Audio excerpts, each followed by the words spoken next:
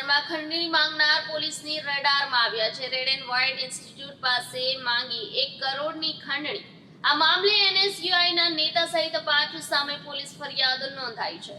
હાલ સુરત શહેર પોલીસ દ્વારા આરટીઆઈ કરી ખોટી રીતે રૂપિયાની માંગણી કરી મહિલાઓ વેપારીઓ બિલ્ડરોને રંજાડતા સામે આંખ લાલ કરી છે। સુરત મહાનગરપાલિકાના સેન્ટ્રલ ઝોન વિસ્તારમાં 11 આરટીઆઈ એક્વિસ્ટ સામે પોલીસે કાર્યવાહી કરી છે। ત્યારે રેડ એન્ડ વ્હાઇટ ઇન્સ્ટિટ્યૂટ પાસે માંગી 1 કરોડની ખંડણી માંગવા મામલે એનએસયુઆઈને નેતા સહિત 5 સામે પોલીસ ફરિયાદ નોંધાવી છે। પાટાવટના નામે 6.50 લાખ રૂપિયા પડાવ્યા હોવાનું સામે આવ્યું છે। આ મામલે વીર નર્મદ દક્ષિણ ગુજરાત યુનિવર્સિટી પાસે જઈ ખુલાસો માંગ્યો હતો। એનએસજીયુ દ્વારા રેડ એન્ડ વ્હાઇટ દ્વારા કંઈ ખોટું કરવામાં નહીં આવી રહ્યું હોવાનો જવાબ આપવામાં આવ્યો હતો।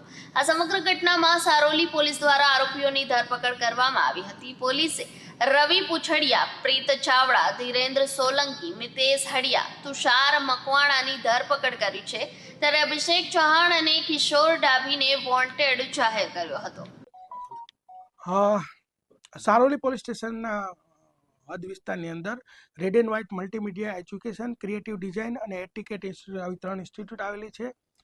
તો આ ઇન્સ્ટિટ્યૂટની અંદર જે છે એ લોકો યુનિવર્સિટી સાથે કોલેબોરેશન કરીને યુનિવર્સિટીના અંદર જે લોકોના એડમિશન હોય એને ત્યાં ભણાવવાની પ્રવૃત્તિ કરતા હતા। તો એ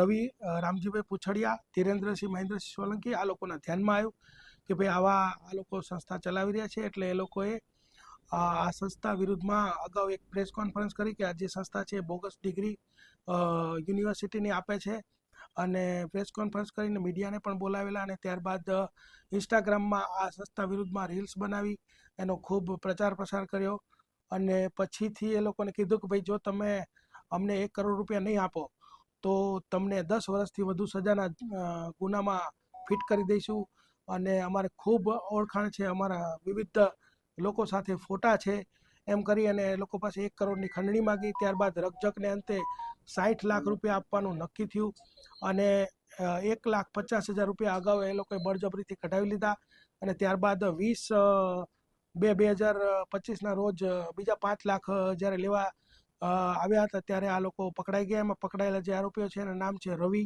રામજીભાઈ પૂછડિયા, પ્રીત ચાવડા, ધીરેન્દ્રસિંહ મહેન્દ્રસિંહ સોલંકી, મિતેશ ધીરુભાઈ હડિયા તથા તુષાર ગોપાલભાઈ મકવાણા। આ 5 આરોપીઓ પકડાયેલ છે। આ ઉપરાંત 2 આરોપીઓ જે છે આ ટોળકીના જે છે એ પકડવાના બાકી છે। એમનું નામ છે અભિષેક ચૌહાણ અને કિશોરસિંહ ડાભી।